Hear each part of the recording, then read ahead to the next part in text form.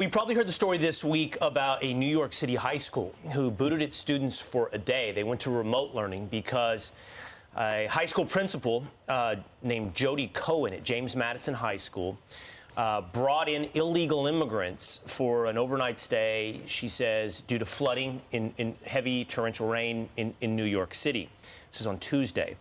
Well, she's received a lot of pushback. She's received a lot of backlash in response to that decision, booting American students in favor of illegal immigrants. She said the following on a Zoom call. She said, "Please know that I put your kids first. I do what I do because I care about children. And I find it offensive that people are putting things on that chat. I don't understand how people who never come on a Zoom like this could take an opportunity like this evening to throw mud. This is for one night. One night." So she turns the tables and claims she is offended. Yeah. But also, the illegal migrants are staying on the football field, I understand, or the field at the school. And so it rained, and they brought them into the building. So it's not like we need it for one night, and then they're not on the campus. They're on the school campus. I don't think it's a field at school. It was like an airfield that they were at. Oh, and then they got, I thought it was the school field. Here's part of what you'll get. We had one of the moms and a daughter reacting to this move, and I think they clarify. Because to your point, though, Rachel, why do you have these illegals in this horrible place where they have to then be moved because of weather? Right. Why do you have a policy that allows them into the country, but you don't have a place for them? But then, yeah, and then in the first place, you build a shelter in a terrible place. So here's the mom and the daughter reacting to the move of this principal on Thursday on Fox and Friends.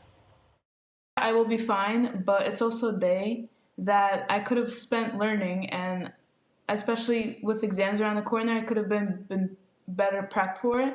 And instead, I was home and doing assignments and not even interacting with the teachers. Why does James Madison or any other school, for example, has to bear the burden of the city's migrant crisis? I mean, Floyd Benefit Field is vulnerable to all weather conditions. So what does that mean?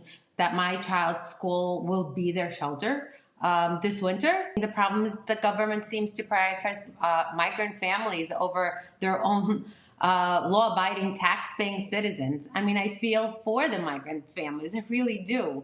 But this is another example of our elected officials not being in touch with the people. I'm asking the government, I'm asking the president, I mean, please look at what's going on in our own neighborhoods, in our own city.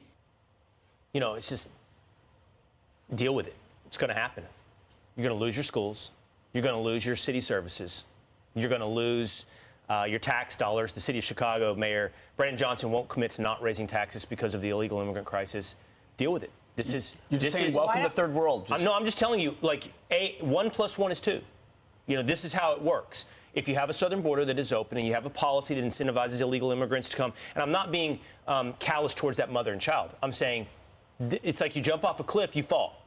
Okay, this is what happens.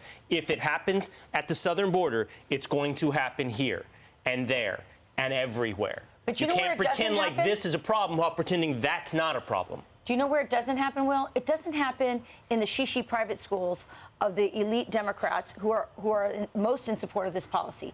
It's going to public schools. That's where they're having these issues. So I'm sorry. Let's see them go to some of these shishi schools here on the Upper East Side and see if they will house the migrants. I'm just proud that there's still a James Madison High School in New York City. You know, take the wins where you can get them. I'm Steve Ducey. I'm Brian Kilmeade. And I'm Ainsley Earhart. And click here to subscribe to the Fox News YouTube page to catch our hottest interviews and most compelling analysis.